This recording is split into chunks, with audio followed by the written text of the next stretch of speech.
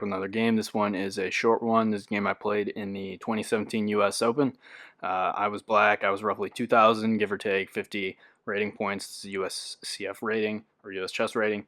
My opponent was roughly 1650, and we're just going to call him William. And this is a very short game, pretty cool game with a funny ending. So we're going to start e4, c5, the Sicilian defense. Knight to f3, pawn to d6, pawn to d4, hinting at the open Sicilian, cd4, knight d4, knight f6, and I play, after knight c3, a6, the Nadorf variation, one of my favorite openings. White goes bishop to e3, hinting that he wants to play an English attack, play f3 and g4, and really hunt me. He's going to go queen d2 and castle queenside, and I throw a wrench in that plan immediately with knight to g4. So I love this line. This is the anti-English variation. Immediately hit this bishop, and the main line goes bishop to g5. A lot of players really hate this line, and they'll just go back to c1 and hope that I go back and then try something else. But in this game, white chooses to play queen to d2. Not the best move, just giving me the dark square bishop for free. And then after pawn to g6, white castles. I go bishop g7, and white goes knight to b3. I'm not really sure why this move was played. Maybe he was scared of some kind of queen b6 move, or really just didn't want to have my knight, or have his knight under pressure from my bishop, but knight to b3 was played. I castle kingside. The engine doesn't really love this move. It wants me to go b5, b4 right away, or knight to d7 right away, but I castled. White chooses to play f3, and this is really just too slow. White should probably just start playing h4, h5 right away. F3 is not really a useful move. Normally f3 is played to stop knight to g4, hitting a piece on e3, but in this case there's really no piece that's going to g4. Like if I play bishop to g4, he can just go f3 anyway, so f3 is kind of a useless move. And after f3 is played, I go knight to d7. White goes h4, and I play b5. White continues with pawn to h5, just trying to attack me, and I go knight to b6. So I'm looking to maybe potentially play knight to c4, but I'm also preparing to play pawn to b4 so that white no longer has knight to a4. Notice that this knight covers this square. So white chooses to play g4, continuing to storm me on the king side, and I play pawn to b4.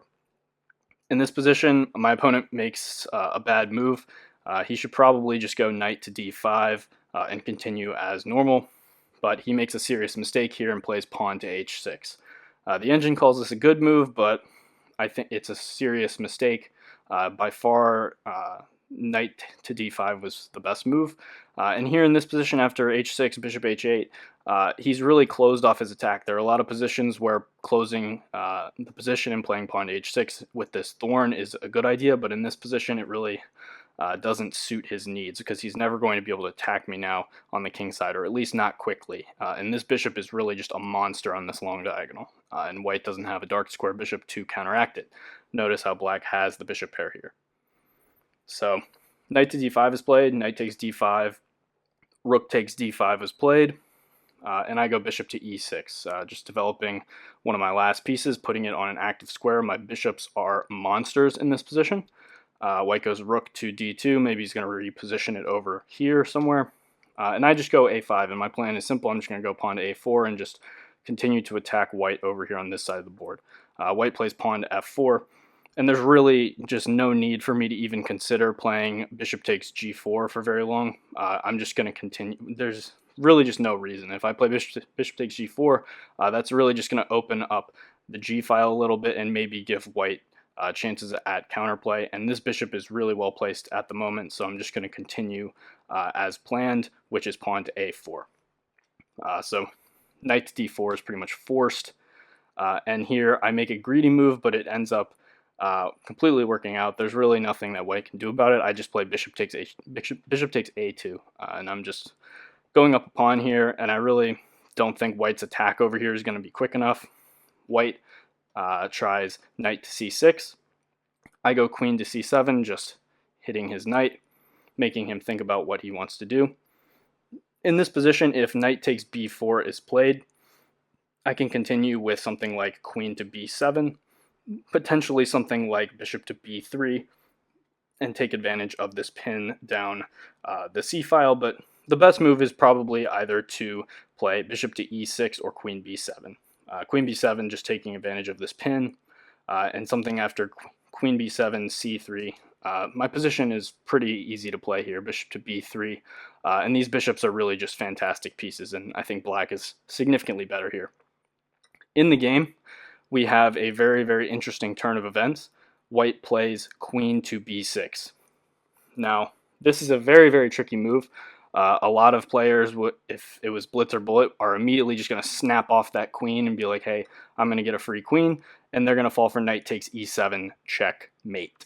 But unfortunately for my opponent here, I have a brilliant reply to this that shuts down this whole plan, and it's bishop takes b2, and that's pretty much curtains. There's not really a whole lot that white can do about it, freeing up this square on h8 so that I can take the queen on the next move, and after knight takes e7, it's not checkmate. So after king takes b2, queen takes b6, knight takes e7, king h8, white tries to take the bishop and then just resigns after b3 check, because white is simply just down a queen for 2 pieces, but he's really just going to get checkmated over here. So I really thought this bishop takes b2 move was a brilliant move, and queen b6 looks like a very, very clever move, but you really have to consider all of your opponent's checks and captures, and unfortunately for him, his queen is just hanging after this bishop takes b2 shot. So I think that's going to be all for this game, but hopefully you found this instructive, and I will see you guys next time.